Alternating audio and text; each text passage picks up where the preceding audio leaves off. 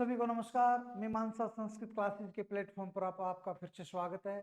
और आप सभी के लिए मैं बिल्कुल निशुल्क ये प्रयास करता हूँ, सारा ज्ञान आपको निशुल्क देना चाहता हूँ, दे रहा हूँ और अच्छे से प्रयास कर रहा हूँ। आइए आज अर्वाचीन कवियों के बारे में बात करेंगे। सभी से गुजारिश है, चैनल को आपने सब्सक्राइब कर रखा है, लाइक कर रखा, अच्छी बात है। बेल आइकॉन और दबा लें ताकि नए वीडियो आपको अपलोड होते ही आपको मैसेज मिल जाए। और इसके तुरंत बाद हम जो पेडागोजी आपकी सीटेट में आती है उसको शुरू कर देंगे हम 2 दिसंबर या 3 दिसंबर के बाद, 4-5 दिसंबर से लगभग पूरी पेडागोजी संस्कृत की और इस तरीके से सिखाई जाएगी, आपको बिल्कुल निशुल्क सिखाई जाएगी कि ताकि आप हिंदी और इंग्लिश की पेडागोजी भी बहुत बेहतरी से कर सको। ठीक है, चलिए बढ़ते हैं। समुचित मेलनम कुरुत, अच्छी तरीके से मेलन कीजिए। श्री सीताराम भट्ट प्रवणीकर, इनका ग्रंथ है ईश्वर विलास। श्री सूर्य नारायण शास्त्री कृष्णदूतम, या श्री पद्मदत्त ओझा लेलिनामृतम, या श्री विद्याधर शास्त्री महारथी। बताइएगा कौन सा ऑप्शन इनमें शुद्ध है। आपका समय शुरू होता है अब। ये 5,000 रुपए के लिए पहला क्वेश्चन आपकी स्क्रीन पर है। कौन सा शुद्ध है। अगर आप इसमें पजल हो रहे हो और देख रहे हो ये है कि ये है कि ये है कि ये है, तो इट मीन्स ये आपका क्वेश्चन गलत जाएगा। क्योंकि हम जो तैयारी करवाते हैं, मैंने जो तैयारी करवा रखी है, मैं कभी भी 4 ऑप्शन के भरोसे नहीं छोड़ता प्रश्न को। आप ये चाटिए, इसका आंसर चारों पढ़ के बिल्कुल ये एग्जैक्ट है, और जब उस आंसर पे पहुंच जाए तो बिल्कुल यही है जी, और हो ही नहीं सकता। चलिए, फिर भी आपने इतना समय लिया तो इसका आंसर है ये। आप सोच रहे होंगे जी लेलिनामृत तो पद्म शास्त्री की है। पद्म शास्त्री का बचपन का नाम पद्मदत्त ओझा है, क्योंकि और इनके पिता का नाम बद्रीदत्त ओझा है। ये ओझा परिवार से हैं, ध्यान रखिएगा।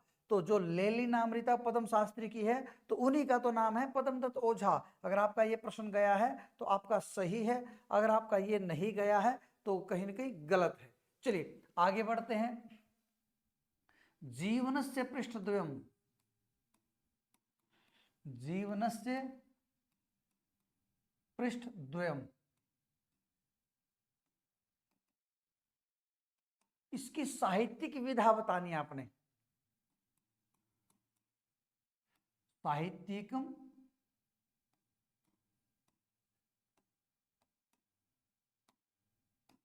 साहित्यिकी विधा, साहित्यिकी विधा कैसी है। नंबर 1 ऑप्शन आपका ये नाटकम है।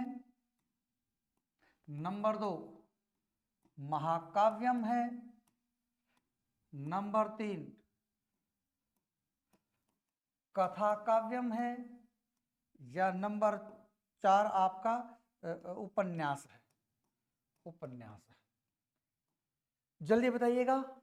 और ये किसकी रचना है, ये भी प्रश्न आपका बनेगा, भी इसी में से बना दूंगा। तो जीवनस्य पृष्ठद्वयम् की साहित्य की विधा बतानी आपको, तो ये उपन्यास है। तो उपन्यास, इसके कर्ता बता सकते हैं आप। जीवनस्य पृष्ठद्वयम् कलानाथ शास्त्री, कलानाथ शास्त्री, इनका ये उपन्यास है। ठीक है जी, चलिए आगे बढ़ते हैं। अगर आपके प्रश्न सही हो रहे हैं तो कोई दिक्कत नहीं है। अब तीसरा प्रश्न हम करेंगे। तीसरा प्रश्न, ठीक ना। आपने काल क्रमानुसारेण, काल क्रमानुसारेण समुचितम विकल्पम चिनुत, आपने कालक्रम के अनुसार से उचित चुनना है। और ये सारे प्रश्न आपको पूरे का पूरा पाठ्यक्रम भी आपका रिवाइज करा देंगे। काल क्रमानुसार समुचितम विकल्पम चुन। अगले क्वेश्चन की तरफ बढ़ते हैं। क्वेश्चन नंबर हमारा होगा 4, ठीक ना। Mathuranath, Mathuranath शास्त्रिणः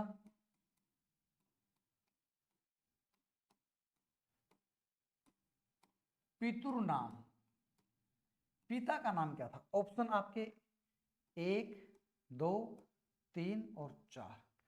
number 1 Dwarkadhish, number 2 Dwarkanath. Number 3 द्वारकापति।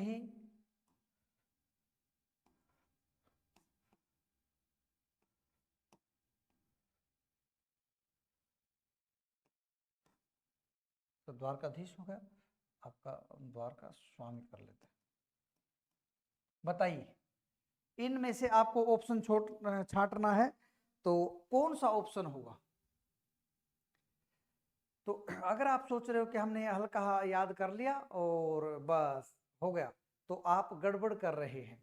आपको अच्छी तरीके से जानना होगा। अगर बनाने वाला ऐसा ऑप्शन बना दे तो आप क्या करोगे, ठीक ना। आपको वैसे तो याद है द्वारका, द्वारका तो पता है, पर पूरा नाम नहीं पता। तो उनका नाम द्वारकानाथ था। द्वारका क्या नाम था, द्वारकानाथ, ठीक ना। अगर आप इनका भूल जाओ तो ये बना लेना, मुझे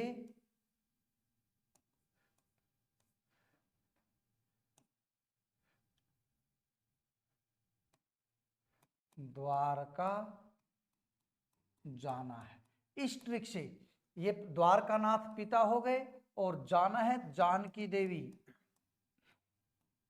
जानकी देवी ये इनकी माता हो गई, ये इनकी माता हो गई, ठीक ना। तो इस तरीके से आप अच्छी तरीके से कर लेते हैं। अच्छा, मथुरानाथ शास्त्री का पुत्र आपको पता है कलानाथ शास्त्री है, ठीक ना। ये मथुरानाथ शास्त्री, मथुरानाथ और ये कलानाथ, ध्यान दीजिए इनके आपस में याद करने की जरूरत नहीं है। ये तो मुझे द्वारका जाना बना लिया आपने, द्वारकानाथ और जानकी देवी, ठीक है। तो मथुरानाथ की पत्नी है रमा देवी, रमा देवी, ठीक है ना। तो आप इनसे ही क्वेश्चन बना लेंगे। जैसे कलानाथ के माता पिता, जब इनका पुत्र हुआ तो माता तो यही चली जाएगी इनकी रमा देवी, और पिता यही है मथुरा, ठीक ना। बाकी पद्म शास्त्री के बद्रीदत्त ओझा और प्रभाकर, डॉक्टर प्रभाकर के है वृद्धिचंद्र, ठीक ना। तो याद हो जाएंगे, कोई ऐसी बात नहीं है, ठीक ना। तो आप इन से चीजों से सीखिए और आगे बढ़िए। अब अगला है हमारा पांचवा क्वेश्चन, पांचवा क्वेश्चन, ठीक ना। पांचवा क्वेश्चन मैं बना लेता हूं इसका कि प्रश्न हमने अच्छे बनाने हैं, ठीक है। आदर्श रमणी, आदर्श रमणी कस्य कृति, कस्य कृति, आदर्श रमणी किसकी कृति होगी, ठीक ना। ये भी पहले तो बता दो कि उपन्यास है, नॉलेज होना चाहिए। पद्म शास्त्री, प्रभाकर, और ये तो मैं चारों इन्हीं को ऑप्शन में ले रहा हूं, मथुरानाथ या कलानाथ, ये तो मैं चारों को ही ले रहा हूं। इसलिए आपको थोड़ा गैस भी लगता है वहां चारों नहीं आएंगे, वहां कोई और बाहर से भी पूछ लेगा और कोई एक उनमें होगा। फिर भी अगर वो बाहर से पूछ लेता तो अच्छा है, क्योंकि आपने ये तो अच्छी तरीके से रट रखा, आदर्श रमणी और जीवन से पृष्ठदेव, दो उपन्यास है, अच्छी तरीके से आपको पता है। आदर्श रमणी और जीवन से पृष्ठदेव अच्छी तरीके से पता है, तो सुन रखे हैं, तो इनमें सुना सुनाया नाम आ जाए तो और आसान हो जाएगा, परंतु ये नहीं। तो आपका समय शुरू हो रखा है, आप बता सकते हो। तो आपका है मथुरानाथ शास्त्री, आदर्श रमणी मथुरानाथ शास्त्री का, जीवन से पृष्ठदेव वो है आपका कलानाथ शास्त्री का, ठीक है। अगला क्वेश्चन ले लेते हैं, क्वेश्चन नंबर 6, ठीक है। 6 में हम बना लेते हैं समस्या संदोह कस्य कृति, समस्या संदोह आपको अच्छी तरीके से पता होना चाहिए, एक मुक्तक काव्य है, कस्य कृति, वही 4 ऑप्शन है, ठीक ना। क्योंकि आपके सिलेबस में 4 रखे हैं तो मैं चारों को ही अच्छी तरीके से घुमा फिरा के याद करा देना चाहता हूं। तो आप बताइएगा समस्या संदोह किसकी कृति है, समस्या संदोह, चलो आपको पता चल गया होगा, ये मथुरानाथ शास्त्री की, मथुरानाथ शास्त्री की, ठीक है, पता होना चाहिए अच्छी तरीके से। क्वेश्चन नंबर 7, ठीक ना। आगे ले लेते हैं हम कि स्वराज्यम, स्वराज्यम ये खंड काव्य है, खंड काव्यम, और इसमें 5 ईसक है, 5 सर्गात्मकम। चलो मैंने पूछा कस्य कृति, किसकी कृति है, ठीक ना, तो वही चीजें हैं, बताइए मुझे। मथुरानाथ शास्त्री, कलानाथ शास्त्री, या आपके पद्म शास्त्री, या फिर डॉक्टर प्रभाकर। स्वराज्यम, स्वराज्यम है, पता चल गया होगा आपको, और 4 में से एक छांटना है, तो स्वराज्यम आपकी पद्म शास्त्रिण कृति, पद्म शास्त्रिण कृति, ये पद्म शास्त्री की आपकी कृति है, ठीक है ना। चलिए 8वां क्वेश्चन, 8वां क्वेश्चन, सिनेमा शतकम, शतकम कस्य कृति, सिनेमा शतकम किसकी कृति है, ठीक है ना। तो वही आपके पास 4 ऑप्शन हैं, चारों ऑप्शनों में से बताओगे मुझे। सिनेमा शतकम है विद्यार्थियों पद्म शास्त्री की ही, पद्म शास्त्री ने, शास्त्री में निर्णय पढ़ते हैं, ब्रह्मचारी की तरह रूप चलेंगे, ठीक ना। मैं इनके साथ साथ चलो बता दूं, 4 शतक, शतक जब भी कोई पूछ ले रट लो, 5 बार दिमाग में अभी बैठाओ, 4 शतक पद्म शास्त्री ने लगाए हैं, चारों शतक, चाहे वो सिनेमा शतक है, संस्कृत कथा शतक है, विश्व कथा शतक है, या चाय शतक है, चाय शतक और सिनेमा का जो सांस्कृतिक प्रदूषण उन्होंने फैलाया था उसके ऊपर ये है शतक। तो 4 शतक जब भी आ जाए रट लो पद्म शास्त्री, शतक जब भी किसी का पूछ ले पद्म शास्त्री। अगर वो घुमा फिरा के बाहर से कोई क्वेश्चन निकाल लेता है, कोई और शतक पूछ लेता है, ठीक ना, जैसे एक है ना उपदेश शतकम है, वो गोमानी कवि का है, उपदेश शतकम, ये गोमानी कवि है, गोमानी कवि, कवि गोमानी इनका था ये डीएसएसबी में आया था। तो अगर कोई ऐसा बाहर से पूछ ले, बाहर से तो खैर पूछेगा नहीं, पर पीजीटी लेवल पे सपोज करो निकाल भी ले या ऑप्शन में डाल दे निम्न में से कौन सा शुद्ध है, तो यदि ये है और ये उपदेश शतक का गोमानी कवि नहीं है तो अशुद्ध है, कम से कम एक ऑप्शन की तो पहचान हो जाएगी भी ये नहीं है, क्योंकि गोमानी कवि का उपदेश शतकम है, और नीति शतकम, श्रृंगार शतकम वो आपको सब पता ही है, ठीक है ना। चलिए ये थोड़ा टफ था इसलिए मैंने आपको बताया। तो शतक जब भी इनमें से आ जाएंगे तो किसके बताओगे आप विद्यार्थियों, सीधा सा आंख बंद करके बता देना पद्म शास्त्री। शॉर्ट ट्रिक बता रहा हूं बिल्कुल, वल्लरी, वल्लरी या वल्ली या पल्लवी, ठीक ना, पल्लवी, ये रट लो, ये ल ल ये जिस भी कथानक वल्लरी, संस्कृत वल्लरी, कविता वल्लरी, ठीक ना, या कथानक वल्ली, ठीक ना, ऐसे करके वल्लरी वल्ली इस चीज को रट लो, बिल्कुल रटो, अभी रटो, रट लिया तो ये बता देना कथानाथ, कलानाथ शास्त्री, कलानाथ शास्त्री। वल्लरी जब भी आ जाए कलानाथ शास्त्री, शतक जब भी आ जाए शतक, 4 शतक किसने लगाए, पद्म शास्त्री ने। उपन्यास जीवनस्य पृष्ठद्वयम् रट लो, ये देखो मथुरानाथ शास्त्री पिता पुत्र है, मथुरानाथ शास्त्री और कलानाथ, कलानाथ ये पिता पुत्र हैं, ये पिता है, ये इन्हीं का पुत्र है, ठीक है ना। तो इनका आदर्श रमणी बहुत प्रसिद्ध है उपन्यास, अभी पूछा था मैंने, आदर्श रमणी, और इनका जीवनस्य पृष्ठद्वयम्, जीवनस्य पृष्ठद्वयम्, ठीक ना।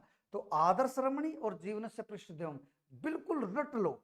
आदर्श रमणी तो इसलिए भी याद रखे क्योंकि इनकी पत्नी रमा देवी है, पर ऐसे तो ये भी हो सकता है कि इनकी माता रमे देवी है क्योंकि ये इसी के तो पुत्र थे, तो ऐसे नहीं, बाकी याद रखो आप, आदर्श रमणी मथुरानाथ, ठीक ना, क्योंकि इसमें देखो कलानाथ में कहीं भी र नहीं आया, यहाँ पर मथुरा र आ गया तो रमणी र इसमें मिलता नहीं, तो र मिला के आदर्श रमणी मथुरानाथ और जीवनस्य पृष्ठद्वयम् यद्यपि जीवनस्य पृष्ठ चतुष्टयम भी है नहीं की, ठीक ना। तो अलग अलग मैं वो चीजें बता रहा हूं जो आपका उद्धार करेंगी, जो आपको बिल्कुल अच्छी तरीके से बेड़ा पार करेंगे। वैसे तो बहुत सारी बातें इनमें, बैच में तो हमने इनके मेरे ख्याल से 2 या 3 वीडियो डाले हुए, ठीक है ना, तो वहां पर अच्छी तरीके से चीजें हैं। फिर भी मैं यहाँ पर भी बिल्कुल बताना चाहता हूँ कि आपको कोई मैं नहीं रखना चाहता। चषक टीका किसकी है भाई? चषक टीका चलो बता देता हूं। चषक टीका मथुरानाथ शास्त्री ने, मथुरानाथ शास्त्रीणा, मथुरानाथ शास्त्री के द्वारा कस्य ग्रंथस्योपरि लिखिता। बताइए चषक टीका मथुरानाथ शास्त्री ने किस ग्रंथ के ऊपर लिखी है? ये क्वेश्चन आपका 9 हो गया ना। पीछे हमने 1 मिनट, इस पे तो हमने समझाया है 7 8, हाँ ठीक है, अब ये 9 है। क्वेश्चन नंबर 9 बताइए चषक टीका मथुरानाथ शास्त्री ना कादंबरी के ऊपर, मथुरानाथ शास्त्री ने 2 टीकाएं लिखी है भाई, कादंबरी, ठीक ना। एक यद्यपि उनकी दूसरी टीका रस गंगाधर पर भी है, सरला टीका, रस गंगाधर, ठीक ना, इसके ऊपर है सरला टीका, सरला टीका। पता ना आपको कादंबरी बाणभट्ट की कृति है, बाणभट्ट, हो सकता है वो यहां से पूछ ले किस कवि के ग्रंथ के ऊपर चषक टीका, बाणभट्ट के ग्रंथ के ऊपर, कादंबरी के ऊपर। और रस गंगाधर पंडित जगन्नाथ की, जगन्नाथ, ठीक ना, जानते हो ना पंडित जगन्नाथ शाहजहां के दरबार में कवि थे और इनको पंडित की उपाधि शाहजहां ने ही दी थी। इनका पुत्र दारा शिकोह था, दारा शिकोह, उसने ग्रंथ लिखा था समुद्र संगम, समुद्र संगम, 2 समुद्रों का महासंगम। कौन से 2 समुद्र? हिंदू और मुसलमान, दोनों का संगम कैसे, वो दोनों में सामंजस्य बिठाना चाहता था। और उन्होंने एक फारसी का, ये है फारसी का एक उपन्यास है, उसके ऊपर उसका अनुवाद है, वो है मजम उल बहरीन, हो सकता है नाम में थोड़ा गड़बड़ हो, पर जहां तक मैं मुझे याद है मजम उल बहरीन फारसी का एक उपन्यास है, उसका ये अनुवाद है संस्कृत में, समुद्र संगम, दारा शिकोह के द्वारा। क्वेश्चन बनेगा पीजीटी लेवल पे, खूब आते हैं ऐसे क्वेश्चन, और डीएसएसबी मेरिन में तो खुली छूट होती है, कहीं से भी दें, ठीक है ना। तो सरला टीका रस गंगाधर की और बाणभट्ट की कादंबरी टीका, बाणभट्ट के ऊपर कादंबरी पे चषक टीका, ठीक है ना, चषक टीका, ठीक है ना। तो ये अच्छी तरीके से आपको याद होने चाहिए। चषक, चषक होता प्याला, पता होगा आपको, ठीक है। चलिए अब अगला ले लेते हैं 10वां क्वेश्चन, 10वां प्रश्न। और ये विद्यार्थियों मैं गारंटी देता हूं अगर आपने ये अच्छी तरीके से कर लिए तो बिल्कुल भी कोई दुनिया की ताकत नहीं जो आपको रोक दे। विश्वंभर पत्रिका के संपादक, विश्वंभरा पत्रिका, पत्रिकायाः संपादकः, विश्वंभरा पत्रिका के संपादक, वही 4 ऑप्शन दे रहा हूं, प्रभाकर, पदम, कलानाथ, मथुरानाथ, मथुरानाथ, कलानाथ, पदम शास्त्री, प्रभाकर। बताइएगा, विश्वंभरा बड़ी प्रसिद्ध पत्रिका है और इसके संपादक हैं डॉक्टर प्रभाकर, डॉक्टर प्रभाकर, ठीक है। अच्छी तरीके से होनी चाहिए। 11वां क्वेश्चन, विश्वंभरा पत्रिका कहां से संपादित होती है? विश्वंभरा पत्रिका कुतः संपादिता, कहां से संपादित थी, कौन से शहर से? बीकानेर, राजस्थान से, बीकानेर राजस्थानतः। बता सकते हो राजस्थानतः में कौन सा प्रत्यय है? तहसील, पंचम में यहाँ तहसील, पंचमी विभक्ति ना आती हो तो तहसील प्रत्यय लगा लिया करो। पता आपको विश्वम्भरा पत्रिका बड़ी इंपॉर्टेंट भाई, प्रभाकर की विश्वम्भरा, और बीकानेर, बीकानेर से प्रकाशित होती है। ठीक ना। 12वां क्वेश्चन ले लेते हैं आपका। ठीक, एक साहित्य है, वेद विज्ञान न्याय मांगता है।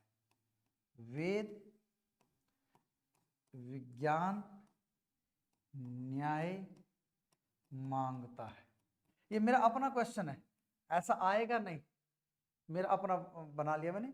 वेद विज्ञान न्याय मांगता, बताओ इस ट्रिक से, ये एक ट्रिक है, बताओ इस ट्रिक से कौन से ग्रंथ निकलेंगे और वो किसके होंगे? वेद विज्ञान न्याय मांगता है, इस ट्रिक से किसके ग्रंथ हैं और कौन से हैं, बताइए किसके? वेद विज्ञान न्याय मांगता है। देखो, एक है वेद विज्ञान अमृतम, वेद विज्ञान अमृतम।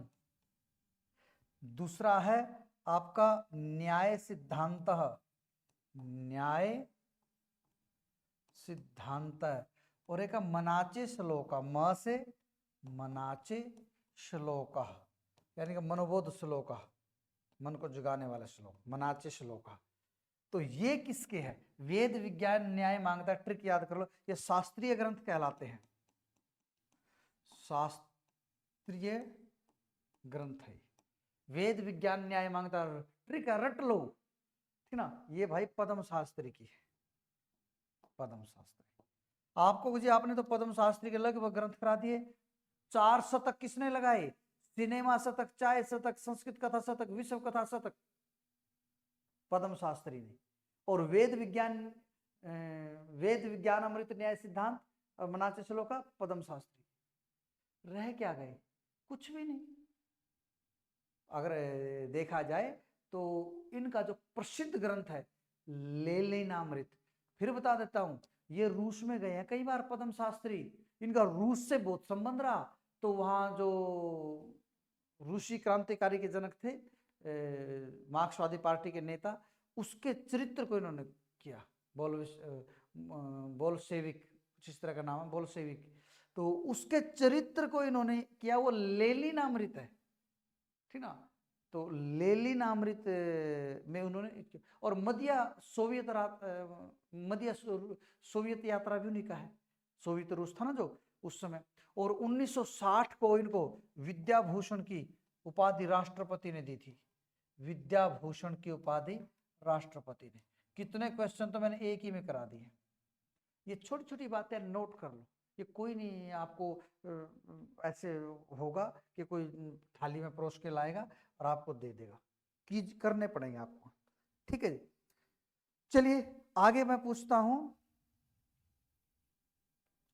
कि मैंने अभी बताया था प्रभाकर शास्त्री के पिता का नाम, प्रभाकर शास्त्री के पिता का नाम, प्रभाकर शास्त्रीण है।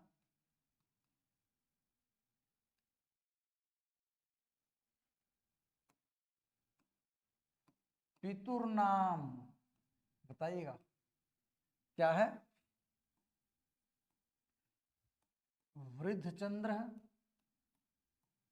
या वृद्धिचंद्र या बद्रीदत्त ओझा। ये क्वेश्चन मैं बता चुका हूं, देखता हूं आपको याद भी है या नहीं है, ठीक है ना। या शुद्धिचंद्र, बताइएगा जल्दी से, समय शुरू हो गया आपका, ठीक ना। हमने 10, 11, 12 क्वेश्चन कर लिए, 13वां क्वेश्चन है। 13वां क्वेश्चन बताइएगा कि प्रभाकर शास्त्री के पिता का नाम क्या है? वृद्धिचंद्र शास्त्री, याद रखना पड़ेगा विद्यार्थियों अच्छी तरीके से, ठीक है ना। चलिए आगे बढ़ते हैं।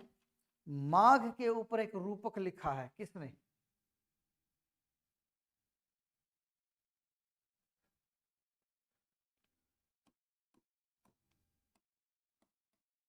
माघस्य उपरि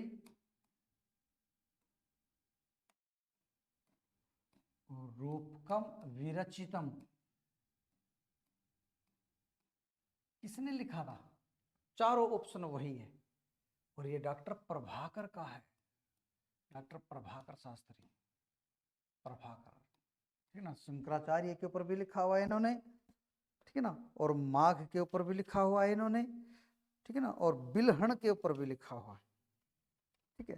तो ऐसे करके आप सारे के सारे क्वेश्चन लगभग लगभग निकाल सकते हो। और मैंने एक्स्ट्रा में करा करा के आपको इतने बता दिए हैं कि अब इनमें ज़्यादा क्वेश्चन नहीं बनते, ठीक है ना, क्योंकि ये जितनी चीज़ें हैं ज़्यादा डीप कोई नहीं जाएगा, ठीक है। फिर भी एक और क्वेश्चन मैं पूछता हूँ आपसे, बहुत इंपॉर्टेंट 15वां क्वेश्चन। मंजुनाथ उपाधि